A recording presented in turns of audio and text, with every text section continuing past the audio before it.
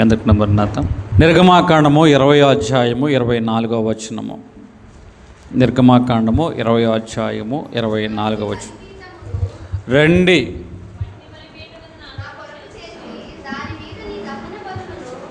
మట్టి బలిపీఠమును నా కొరకు చేసి దాని మీద నీ దహన బలులను, సమాధాన బలులను, మీ గొర్రెలను, మీ ఎద్దులను అర్పించవలను. నేను నా నామమును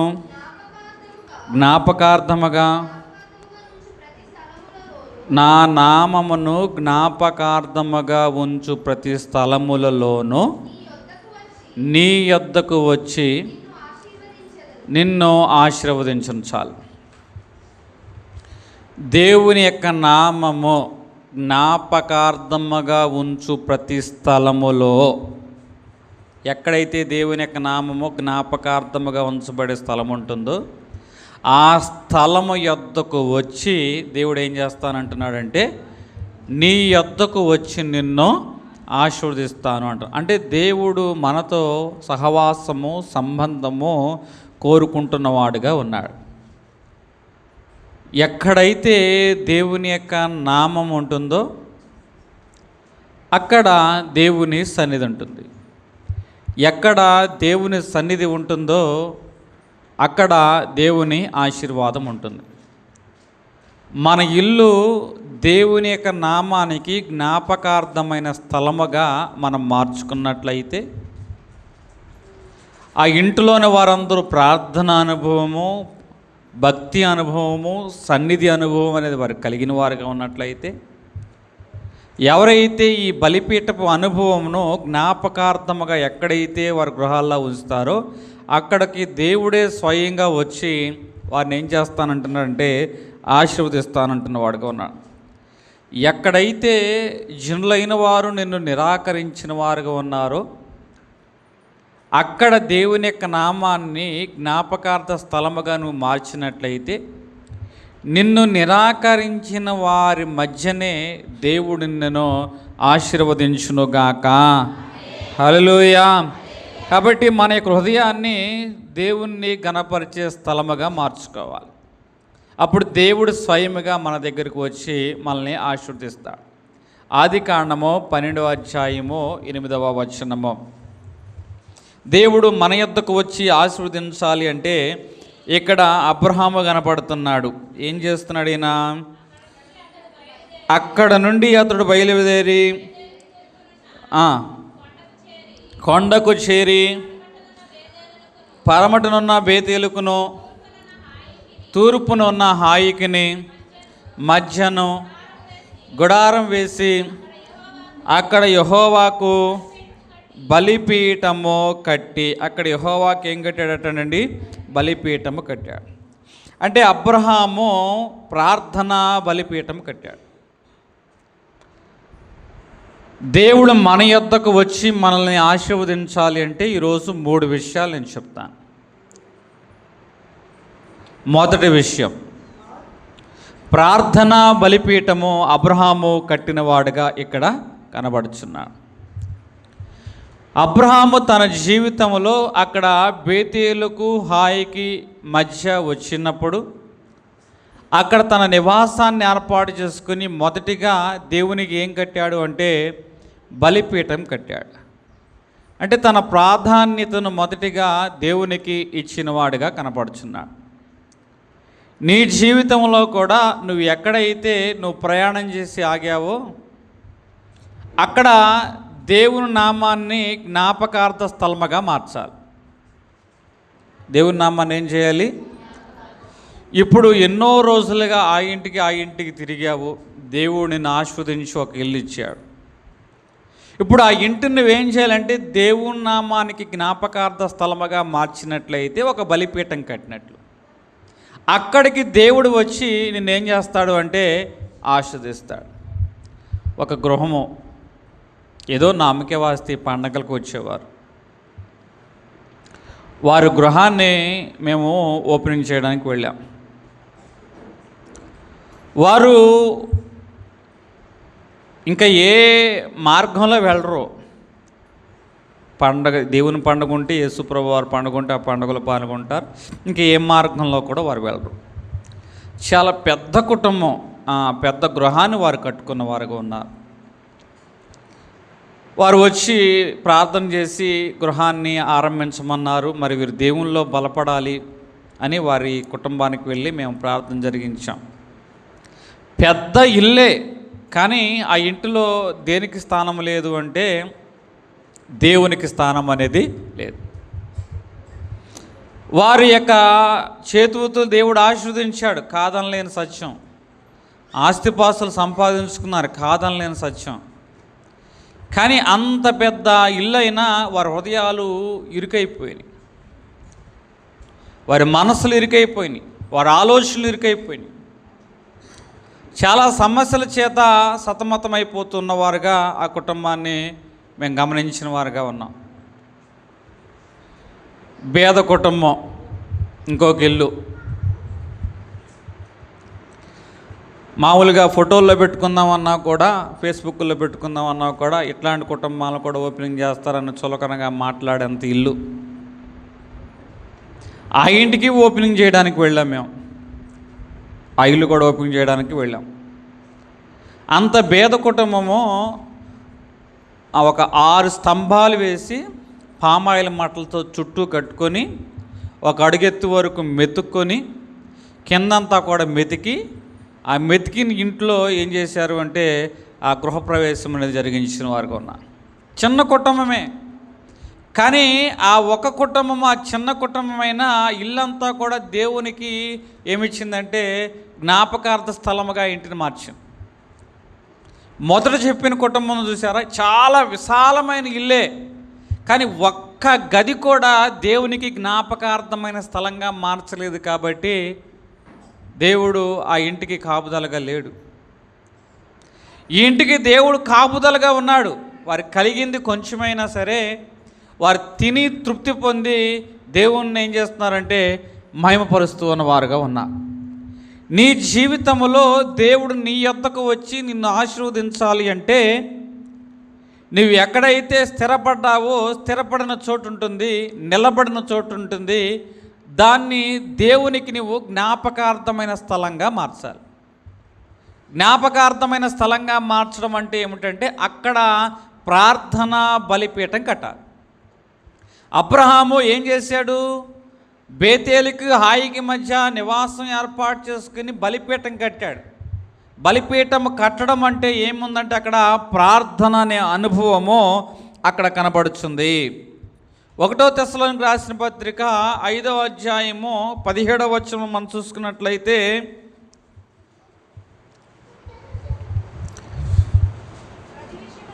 ప్రతి విషయమునందు కృతజ్ఞతాస్తుతులు చెల్లించడి, ఇలాగు చేయుట యేసుక్రీస్తునందు మీ విషయంలో దేవుని చిత్తము. అంటే ప్రార్థనా బలిపీఠము.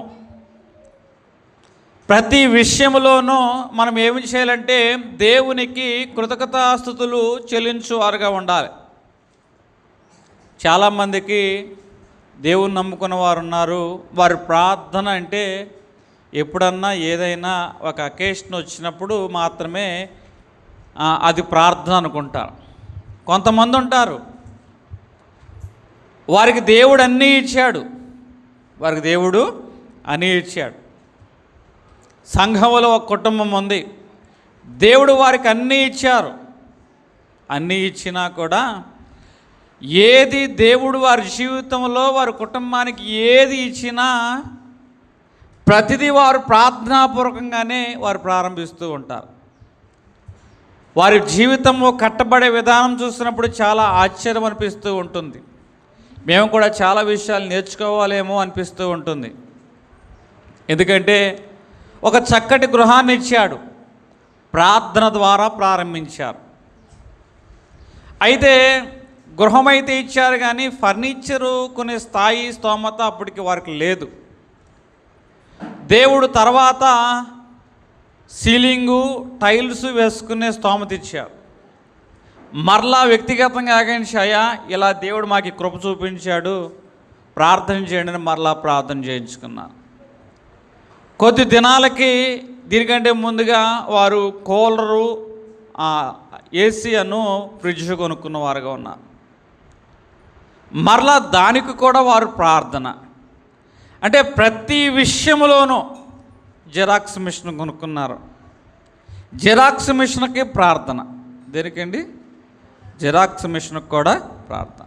ప్రతి విషయమందు కృతజ్ఞతాస్తుతులు చెల్లించుట అనే అనుభవం గురించి నేను మాట్లాడుతున్నా. మళ్ళీ చాలామంది ఉంటారు, పెళ్ళికి ప్రార్థన చేయించుకోవాలి, లేకపోతే ఇంకేదైనా గృహప్రవేశం అప్పుడు ప్రార్థన చేయించుకోవాలి, సంవత్సరానికి ఒక కూడికి పెట్టుకుంటున్నాం కదా, ఆ కూడికప్పుడు ప్రార్థన చేయించుకోవాలి అన్న అనుభవం ఉంటుంది. కానీ నేను అంటున్న మాట ఏమిటంటే, మన ఇల్లు ప్రతిరోజు దేవునికి జ్ఞాపకార్థమైన స్థలముగా మార్చబడాలి. మన గృహంలో దేవుడిచ్చిన ప్రతి గృహోపకరణము దేవుని మనకి జ్ఞాపకార్థ స్థలముగా మార్చబడాలి. ఈరోజు ఈ అనుభవం నీలో ఉందా? అందుకే ఈ యొక్క పౌలు గారు ఊరికే అనలా ఈ మాట, ప్రతి విషయమందు మీరేం చేయాలి? కృతజ్ఞతాస్తుతులు. బంగారం కొనుక్కున్నారు, ఈ ఇంటి వారి గురించి చెప్తున్నా. బంగారం కొనుక్కుంటే ఒకరోజు ఎట్లాగా ఆదివారం ప్రార్థన చేసి వెళ్తుంటే, ఒకసారి మా ఇంటికి వచ్చి వెళ్ళండి బాబు అని అంటే, ఆ ఇంటికి వెళితే బంగారం తీసి చూపించి ప్రార్థన చేయండి. అంటే ప్రతి విషయమందు ల్యాప్టాప్ కొనుక్కున్నారు. ల్యాప్టాప్ కొనుక్కుంటే ల్యాప్టాప్ను మించాం. ఒకరోజు అనుకోకుండా మన ఇంటికి వచ్చారు, ఫోన్ కొనుక్కున్నారంట పాడైపోయిందని, మరలా ఫోన్ నిమిత్తం ప్రార్థన. చాలామంది అనుకుంటారు ఇదేమన్నా పిచ్చతనమా అనుకుంటూ ఉంటారు. కానీ వారికి ఏమిటంటే, ప్రార్థన ద్వారా ఇది ఆరంభించామో అన్న ఒక భరోసా, ఒక నమ్మకం, ఒక ధైర్యము వారికి కనపడుతుంటుంది. మా జీవితంలో ఏది ఆరంభించినా కూడా ప్రార్థనాపూర్వకంగా మేము ఆరంభించాలి అన్న అనుభవము ఆ కుటుంబం బట్టి మేము నేర్చుకున్నాం. ప్రార్థన చేసే మేమైనా కూడా. అందుకే నేను చెప్తున్న మాట ఏమిటంటే, అబ్రహాము బలిపీఠం కట్టాడు. ఇక్కడ బలిపీఠం కట్టుట అంటే యెహోవా నామమున ఆయన ఏం చేశాడు అంటే ప్రార్థన చేసిన వాడుగా ఉన్నాడు. ఏ నామమున? యెహోవా నామమున. మరి నీవైనా నేనైనా కూడా దేవుని నామమున ప్రార్థన చేయాలి. నోవాహు బలిపీఠం కట్టాడు, దేవుని నామమున ప్రార్థన చేశాడు. కాబట్టి దేవుని నామం జ్ఞాపకార్థంగా ఉంచబడిన స్థలంలోనికి వచ్చినప్పుడు దేవుడు అక్కడ ఏం చేశాడంటే వర్షాన్ని ఆపినవాడుగా కనబడుతున్నాడు. మరి ఎన్నడూ అటువంటి ప్రచండమైన వర్షం రానియనని దేవుడు వారికి మాట ఇచ్చిన వాడుగా ఉన్నాడు. అలాగే బైబిల్ గ్రంథంలో ఏలియా బలిపీఠం కట్టిన వాడుగా ఉన్నాడు.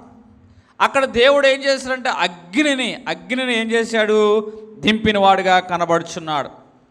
దావీదు యొక్క దానియేలు కూడా రోజుకి 3 మార్లు ప్రార్థన చేయుచు ఉన్నవాడుగా ఉన్నాడు. ప్రార్థనా బలిపీఠం. ఈ ప్రార్థనా బలిపీఠం ఏం చేసిందంటే సింహాల బోనులో నుంచి దానియేలును రక్షించిన అనుభవం కనపడుతుంది. ఎక్కడైతే ఈ బలిపీఠం ఉంటుందో బలిపీఠం ఉన్న చోటకే దేవుడు వచ్చి ఏం చేస్తానంటున్నాడంటే ఆశీర్వదిస్తాను. 20వ అధ్యాయం నిర్గమాకాండము 24వ వచనము. ఎక్కడైతే నా నామము జ్ఞాపకార్థముగా ఉంటుందో జ్ఞాపకార్థముగా ఉన్న చోటికే నేను మీ యొద్దకు వచ్చి మిమ్మల్ని ఏం చేస్తానంటున్నాడంటే ఆశీర్వదిస్తాను అంటున్నవాడుగా ఉన్నా. ఈరోజు దేవుని యొక్క సన్నిధి మనతో పాటు ఉండాలని ఆశపడుతుంది. దేవుని సన్నిధి మనకు తోడుగా ఉన్నట్లయితే మనకు ఒక నిరీక్షణ ఉంటుంది. దేవుని సన్నిధి మనకు తోడుగా ఉన్నట్లయితే మనకి ఒక రక్షణ ఉంటుంది.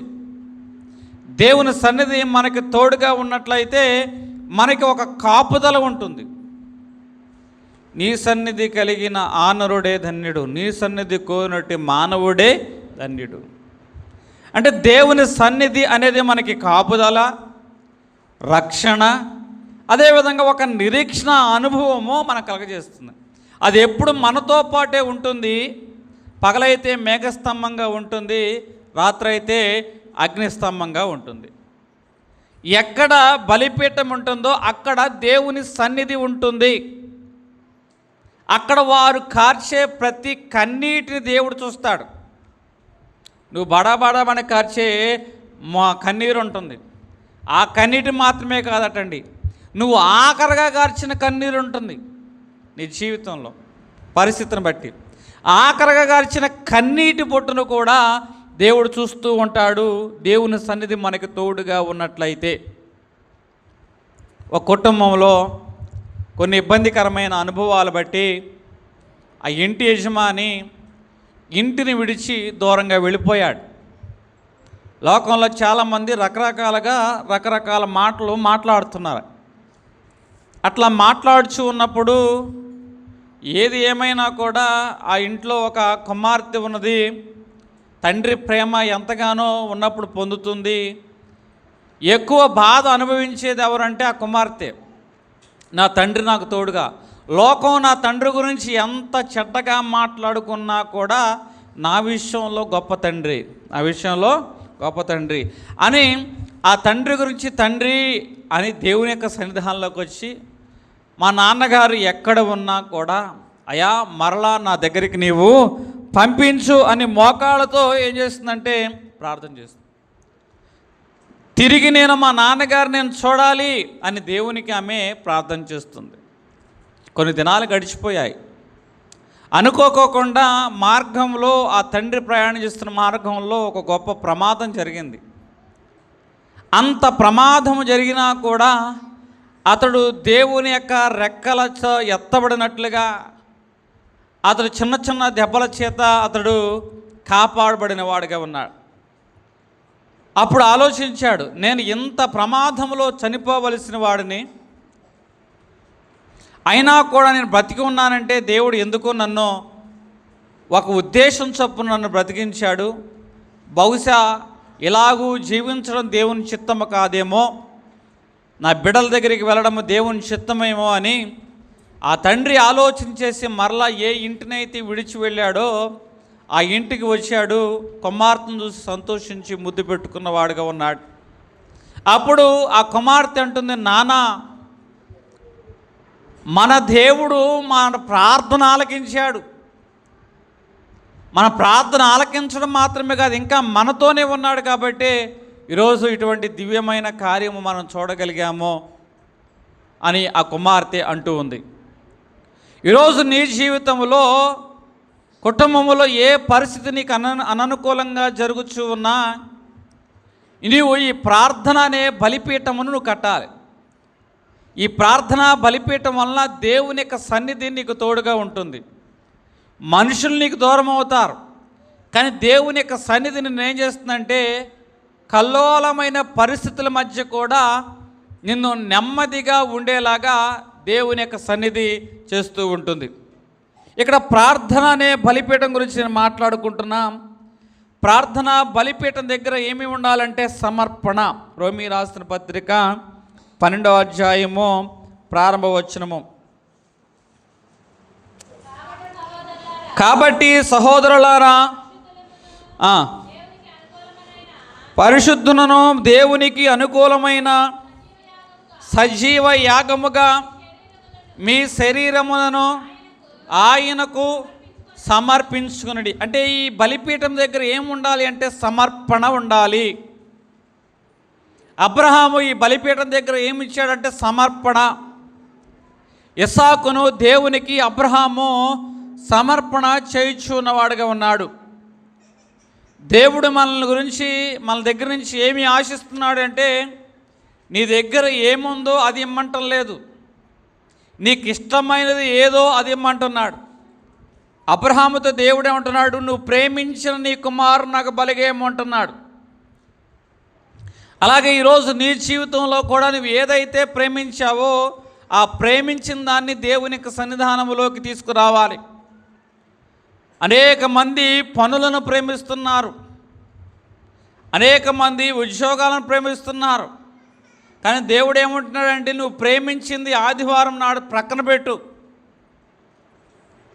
నువ్వు ప్రేమించింది అది ఏదైనా లాభసాధకమైనది ఏదైనా అది సమస్తము నష్టముగా ఎంచుకొని క్రీస్తు నిమిత్తము నువ్వేం చేయాలంటే ఇది ఈ దేవుని సన్నిధి నాకు లాభము అనుకోవాలి.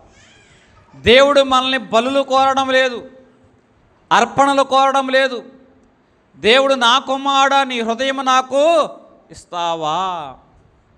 హృదయం అనే తలుపు దగ్గర నిలబడి ఆయన తలుపు కొడుచు ఉన్నాడు. ఎంతసేపు నిలవబెట్టి ఏడ్పింతురతని.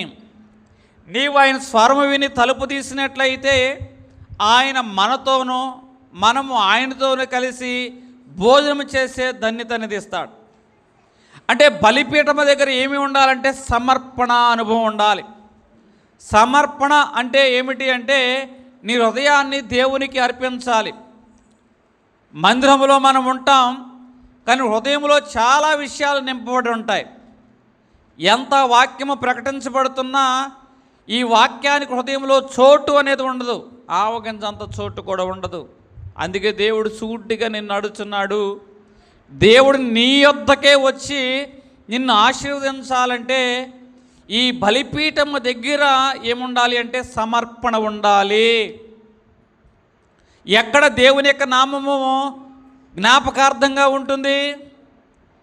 ఇప్పుడు మందిరంలో ఉన్నాము, మందిరంలో ఉన్నా కూడా కొన్ని విషయాలు హృదయంలో జ్ఞాపకార్థంగా వస్తున్నాయి. కొన్ని తలంపుల గురించి మనం ఇంకా ఆలోచన చేస్తూ ఉన్నాం. కానీ నీ హృదయమే దేవుని యొక్క ఆలయము అని మీరు ఎరగరా? మరి హృదయంలో దేవుని యొక్క నామము జ్ఞాపకార్థంగా ఉందా అన్నది దేవుడు ఈరోజు అడుగుతున్నాడు. నీ హృదయము దేవునికి జ్ఞాపకార్థంగా ఉన్నట్లయితే అక్కడికి వచ్చి ఆయన నిన్ను ఆశీర్వదించునుగాక. అంటే ఎక్కడైతే జ్ఞాపకార్థంగా ఉంటుందో జ్ఞాపకార్థముగా ఉన్న చోటుకి వచ్చి దేవుడు ఏం చేస్తాడు? ఆశీర్వదిస్తాడు. ఇప్పుడు వరకు నేను చెప్తున్నా ఈ బలిపీఠం దగ్గర సమర్పణ ఉండాలి అంటున్నాం. మరి సమర్పణ ఉండాలి అంటే ఇప్పటి వరకు చాలామంది ప్రార్థనా అనుభవం అనేది ఉంది, కానీ ఏదో ఒక పరిస్థితి ఏం చేస్తుందంటే వారి ప్రార్థనా అనుభవాన్ని నీరుగార్చేసింది. అందుకే దేవుడు ఏమన్నాడంటే ఇదిగో నీ పాడైపోయిన బలిపీఠాన్ని తిరిగి పునరుద్ధరించు. ఏలియా పాడైపోయిన బలిపీఠాన్ని తిరిగి పునరుద్ధరించిన వాడుగా ఉన్నాడు. ఈరోజు నీవు కూడా ఈ బలిపీఠం దగ్గరకు వచ్చి అయ్యా ఇది నా లోపమని ప్రార్థనా అనుభవం ద్వారా దేవుని యొక్క సన్నిధానంలో సుంకర వలె ప్రార్థించి పాడైపోయిన నీ వ్యక్తిగత సంబంధము, దేవునితో ఉన్న సంబంధాన్ని నీవు పునరుద్ధరించుకోగలగాలి. ఒక మందిరములో ఒక చోట ఆరాధన చేసే స్థలంలో ఏముందంటే బైబిల్ ఉంది. ఆ బైబిల్ ఎందుకు? ఆరాధన చేయడానికి, అందులోని అనేకమైన దేవుని వాక్యాలు చదువుకోవడానికి. కానీ పాస్టర్ గారు గమనించిన విషయం ఏంటంటే అనేక దినాలుగా ఆ మందిరంలో ఆ బైబిల్ ఉన్నదే కానీ ఆ బైబిల్ ఎవ్వరూ తెరవలేదట. కాబట్టి దాని మీద దుమ్ము అనేది పెరిగిపోయింది. ఏం పెరిగిపోయింది? దుమ్ము పెరిగిపోయింది. దుమ్ము పెరిగిపోవడం వలన ఆ దైవ సేవకుడు చెప్తున్న మాట, ఇది మన ఆత్మీయమైన పరిస్థితి. ఎక్కడైతే బైబిల్ దుమ్ము కొట్టుకుపోతుందో అక్కడ ఆత్మీయమైన ఉజ్జీవం ఏమైపోతుందంటే నీరు గారిపోతుంది. వాక్యం అనేది చదవని అనుభవం ఎక్కడైతే ఉంటుందో అక్కడ వారు ప్రార్థనలో బలహీనులైపోతారు.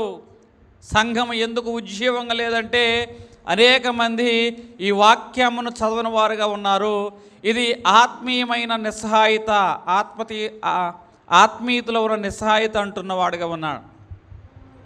ఈరోజు నీ ఇంటిలో బైబిల్ ఉంది, అది ఎలాగుంది? ఆదివారము సంచిలో మోసుకొచ్చి సంచిలో తీసుకెళ్ళేదా ఉన్నదా? లేకపోతే ఆ బైబిలు తెరిచి తెరవబడిన వాక్యము నీ యొక్క హృదయాన్ని వెలిగించేదిగా ఉన్నదా? ఎందుకంటే మనము ఇబ్బందికరమైన అనుభవాల్లో ఉన్నా, మంచి అనుభవాల్లో ఉన్నా దేవుడు తన వాక్కు ద్వారా తన మార్గాన్ని మనకు తెలియజేస్తాడు. నీ వాక్యము నా పాదములకు దీపము, నా త్రోవకు వెలుగు అంటున్నవాడుగా ఉన్నాడు. మీరు బైబిల్ చదివినప్పుడు దేవుడు మనకిచ్చిన వాగ్దానాలు జ్ఞాపకం వస్తాయి. ఆ వాగ్దానాల బట్టి మనం ఏం చేస్తామంటే ధైర్యం తెచ్చుకుని ముందుకు వెళ్ళేవారుగా ఉంటాం. ఇప్పుడు చెప్పండి, మీ ఇంట్లో ఉన్న బైబిల్ ఎట్లా ఉంది? కొంతమంది అంటూ ఉంటారు, అయ్యా నా బైబిలు కొన్నప్పుడు ఎట్లా ఉందో ఇప్పుడు అట్లాగే ఉందంటారు. నా బైబిల్ ఎట్లా ఉందంటండి? కొన్నట్లు ఎట్లా ఉంది, ఇప్పుడు అట్లాగా ఉందంటే ఒకరోజు ఇట్లాగా ప్రసంగం చెప్పా, అసలు అట్లాంటి వాళ్ళు బైబిలే చదవరని. ఏం చేసిందంటే ఆ బైబిల్ని పిల్లల ముందు పెట్టింది. ఏం చేసింది? ఆ బైబిల్ని పిల్లల ముందు పెట్టింది. దాని అర్థం ఏమిటి? నేను బైబిల్ బాగా చదువుతున్నా, కావాలని చూడండి ఎన్ని పేపర్లు చినిగిపోయినాయో, ఈ బైబిల్ చూడండి ఎంతగా నలిగిపోయిందో. పిల్లల ముందు పెడితే మరి చెంపక నలక్క ఏమవుద్ది? ఇప్పుడు మీ బైబిల్ పిల్లల ముందు పెట్టిన బైబిలా, మీరు తెరిచి చదివి అది నలిగిన బైబిలా? ప్రశ్న మీతోనే. నా దగ్గర ఉన్నంతకాలం నా బైబిల్ చెక్కు చెదరలేదయ్యా, మా పిల్లల చేతులకు వెళ్ళిపోయింది, చూడు ఎట్టపాటు చేశారంటూ ఉంటారు. నీకన్నా ఎక్కువ నీ పిల్లలే బాగా తెరిచారని అర్థం. దాని అర్థం హల్లెలూయా. అర్థమవుతుందా? నీకన్నా బైబిల్ ఎవరు ఎక్కువ తెరిచారని? నీ పిల్లలే ఎక్కువ తెరిచారని అర్థం. దేవుని నామానికి మహిమ కలుగును గాక. కాబట్టి నీ ఆత్మీయమైన స్థితి నీ బైబిల్ చెప్తుంది. ఇక నుంచి రోజుకు 2 సార్లు అనే బైబిల్ తెరిచి చదవకపోయినా 10 సార్లు పేపర్లు అటు ఇటు తిప్పండి. హల్లెలూయా. దేవుడు ఏదో ఒక వాక్యాన్ని మీకు చూపించును గాక. హల్లెలూయా.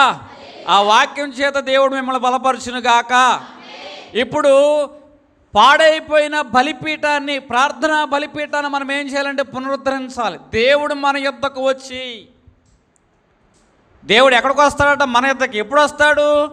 ఎక్కడ ఏ స్థలం అయితే ఆ స్థలము నాకు జ్ఞాపకార్థంగా ఉంటుందో, నాకు జ్ఞాపకార్థంగా ఉన్న స్థలంలోకి నేను వస్తానంటున్నాడు.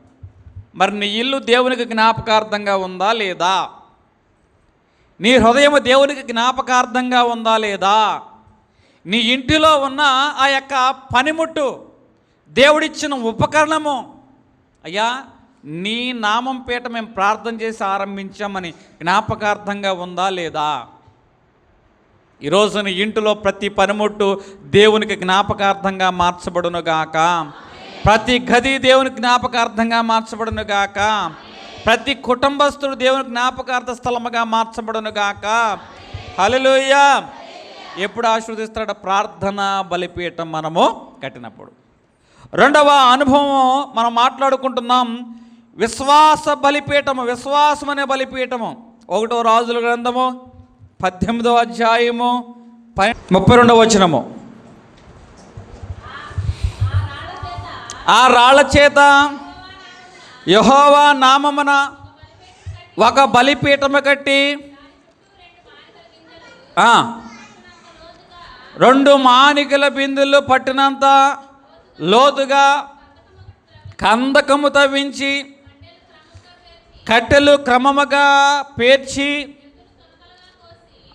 ఎద్దును తొనకలుగా కోసి ఆ కట్టెల మీద ఉంచి మీరు తొట్ల నిండా నీళ్లను నింపి దహన బలి పశుమాంసం మీదను కట్టెల మీద పోయిడి. చాలు. ఇక్కడ విశ్వాసం అనే బలిపీఠం గురించి మనం మాట్లాడుకుంటున్నాం. ఎక్కడ దేవుని నామము జ్ఞాపకార్థంగా మార్చబడుతుందో అక్కడికి దేవుడు వస్తాను అంటున్నాడు. ఇప్పుడు ఏలియా రాతి బలిపీఠం కట్టాడు, చుట్టూ కందకం తవ్వించాడు, అక్కడ కట్టెలు పేర్చాడు, ఎద్దును తునకలుగా కోసి అక్కడ పేర్చిన వాడుగా ఉన్నాడు. విశ్వాసపు బలిపీఠము ఇక్కడ కనపడుతున్నాడు. దేవుని యొక్క ఆశీర్వాదము మన జీవితంలోకి రావాలి అంటే ఒక శక్తి అవసరం. ఏమిటా శక్తి? విశ్వాసము అనే శక్తి మనలో ఉన్నప్పుడు దేవుని యొక్క ఆశీర్వాదం మన జీవితంలోకి వస్తుంది. ఏలియా విశ్వాసముతో పని జరిగించిన వాడుగా ఉన్నాడు. మనము కూడా రైతు సంబంధించిన కుటుంబాలకు వారం. విశ్వాసంతోనే కాలాన్ని బట్టి పరిస్థితులు ఎలాగున్నా దుక్కు దున్ని గింజ వేస్తాం. అందరూ అంటున్నారు ఏం పంట పండుతుంది, అందరూ అంటున్నారు పురుగు పడిపోతుంది, అందరూ అంటున్నారు తెగుళ్ళు తట్టుకోవడం లేదు, అందరూ అంటున్నారు దీని మీద బాగుపడిన వాడు ఎవడో లేడు. అయినా సరే విశ్వాసంతో నువ్వేం చేసావంటే ఆ యొక్క పంటను వేసావు. అనుకోకోకుండా దేవుడు నీ చేతుల కష్టాజితాన్ని ఆశీర్వదించి నీ విశ్వాసాన్ని బట్టి ఏ పంటను చూసైతే అందరూ దీని మీద బాగుపడిన వాడు లేడు అని అన్నారో, నువ్వు పండించిన పంటను బట్టి మరుసటి ఏడాది అందరూ కూడా ఏం చేశారు? అదే పంటను పండించడానికి పురుకొల్పించబడిన వారుగా ఉన్నారు.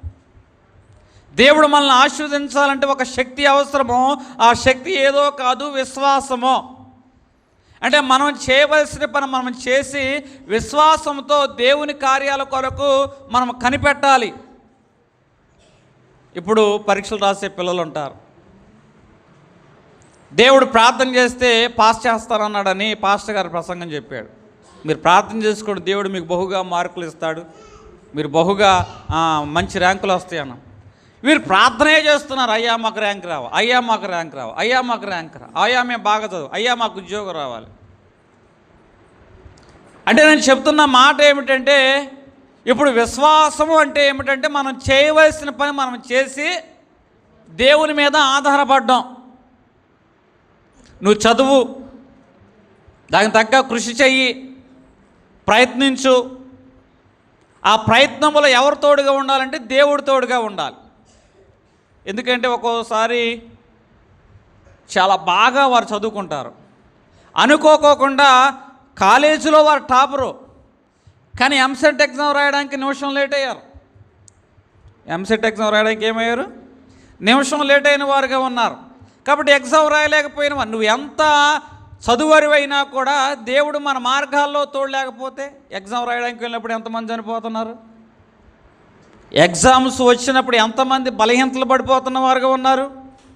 మీరు ఇంటర్మీడియట్ 10th క్లాస్ ఎగ్జామ్ చూసినప్పుడు ఖచ్చితంగా అప్పుడే ఏమొస్తాయి తెలుసా? పొంగులు వస్తాయి. ఏమొస్తాయి? పొంగు, ఆటలమ్మ అంటారు.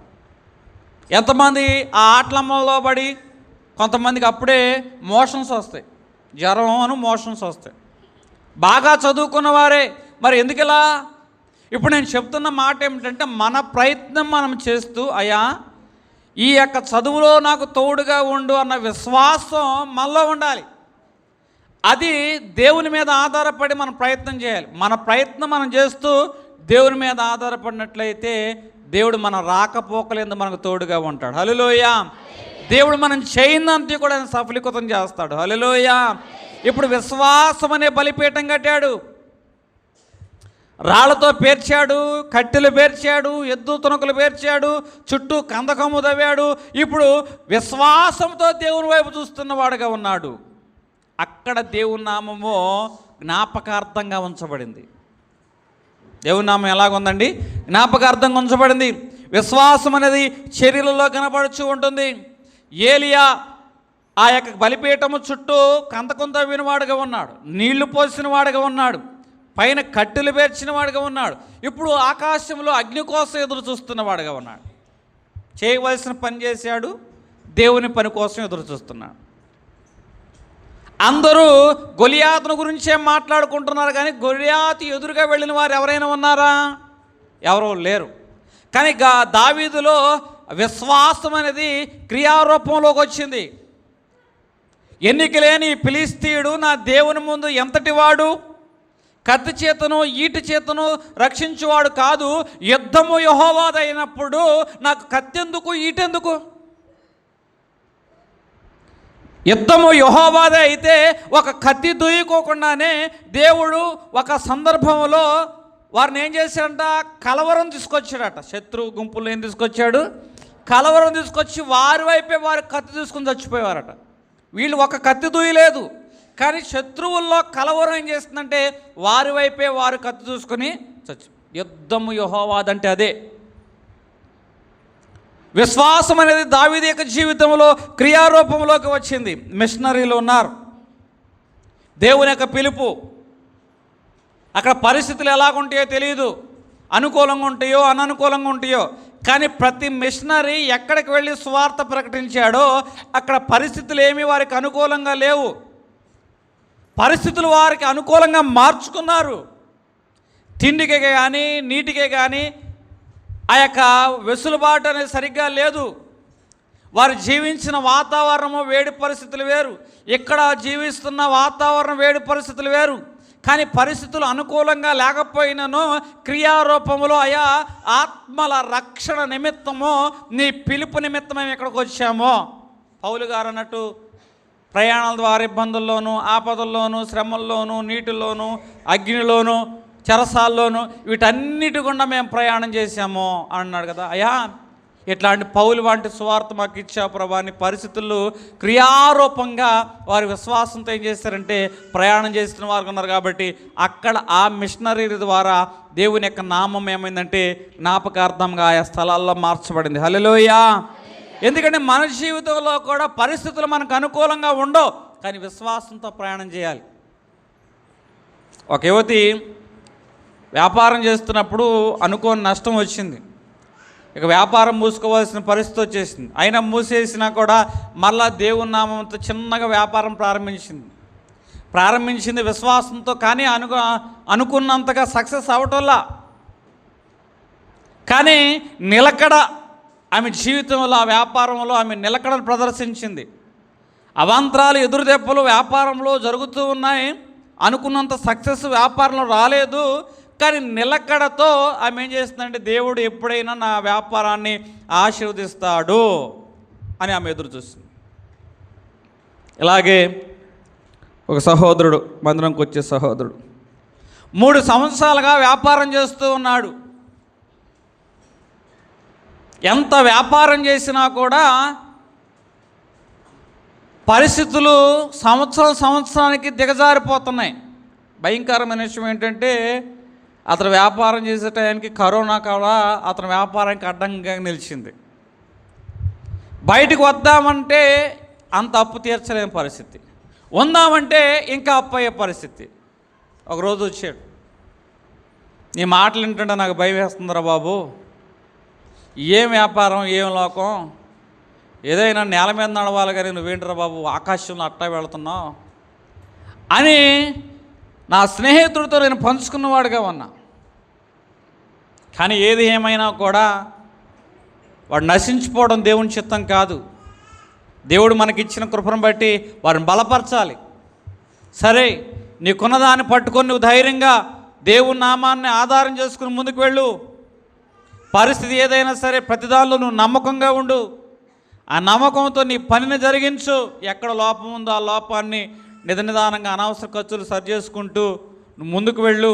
ఒకరోజు మన వ్యాపారాన్ని దేవుడు దీవిస్తాడు అని ఆ సహోదరికి చెప్పి బలపరిచిన వాడుగా ఉన్నా.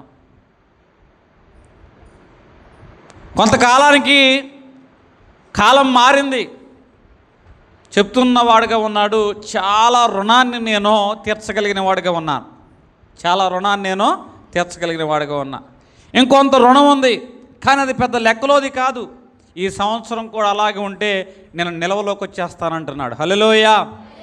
ఆయన అంటున్న మాట ఏమిటంటే, నేను ముందుకు ఈ వ్యాపారాన్ని కనుక ఆపేసినట్లయితే మరి ఎంత రుణమైతే నేను చేసే పనుల ద్వారా తీర్చలేను. ఓపికతో నేను కనిపెట్టాను దేవుడు నా జీవితంలో ఏదో కార్యం చేయబోతాడని. కనిపెట్టి ఉండడం వలన ఆ వ్యాపారం నా చేతిలో ఉంది. ఈ సంవత్సరం ఈ వ్యాపారం నా చేతిలో ఉంది కాబట్టి దేవుడు లాభాన్ని ఇచ్చాడు. అంటే లాభాలు వచ్చే సమయానికి వ్యాపారం ఎవరి చేతిలో ఉంది? ఈయన చేతిలో ఉంది కాబట్టి నాకు లాభాన్ని ఇచ్చాడు, నష్టాన్ని పూడ్చుకోగలిగాను.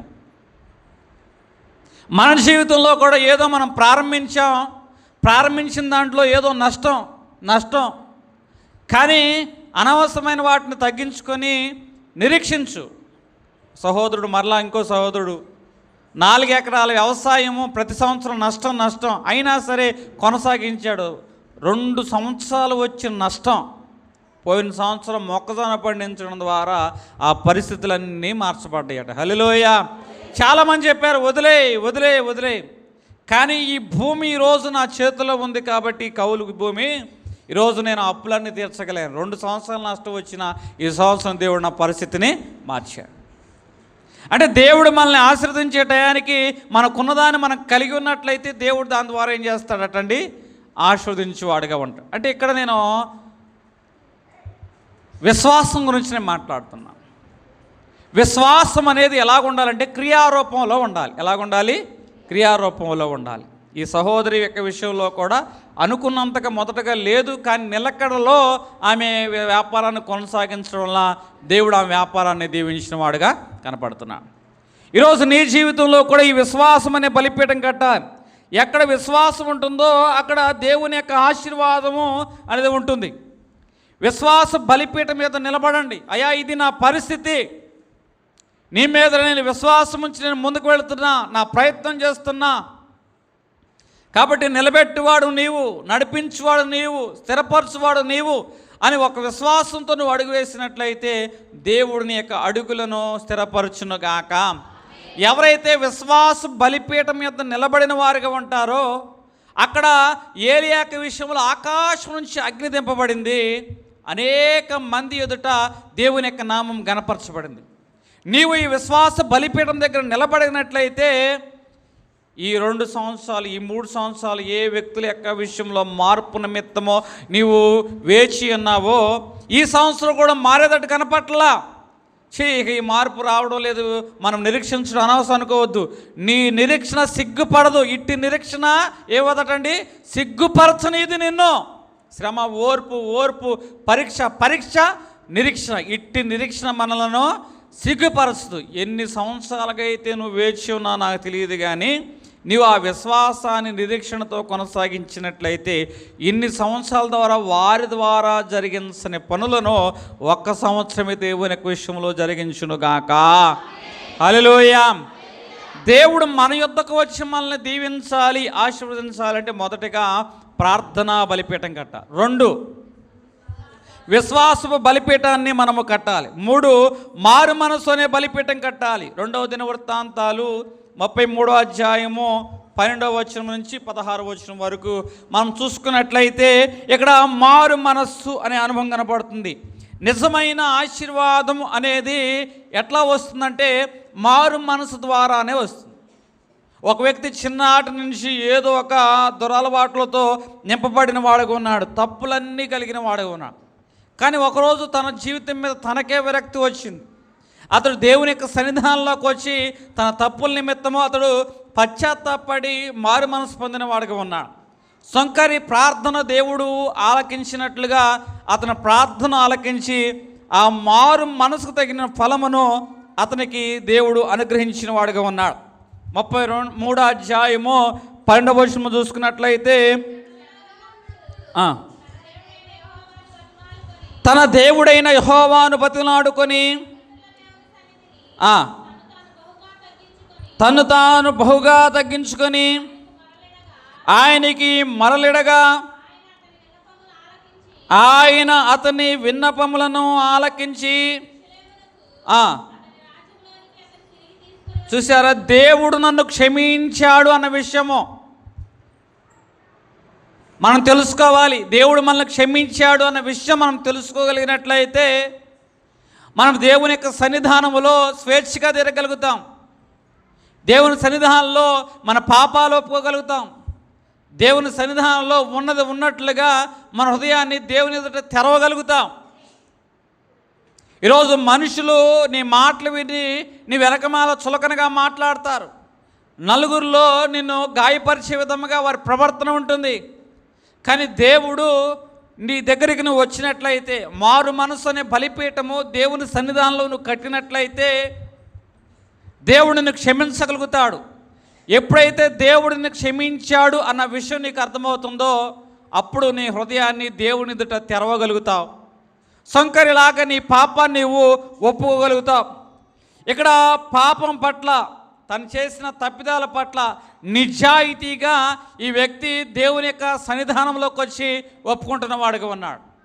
నిర్ణయాల్లో లోపం, నడకలోని లోపము, ఆలోచనలోని లోపము, నిజాయితీగా అతడు దేవుని దగ్గరికి వచ్చి ఒప్పుకుంటున్న వాడుగా ఉన్నాడు.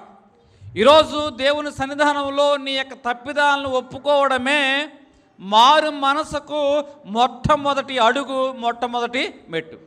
అదే నీ జీవితంలో దేవుడు ఆశీర్వదించడానికి మొట్టమొదటి మెట్టు. అంటే ఎవరి జీవితంలో వారి తప్పిదాలను వారు ఒప్పుకుంటారో అక్కడ దేవుని యొక్క నామం ఏమవుతుందంటే జ్ఞాపకార్థంగా ఉంచబడుతుంది. వారి జీవితాన్ని దేవుడు ఆశీర్వదిస్తాడు. 33వ అధ్యాయం 14వ వచనము.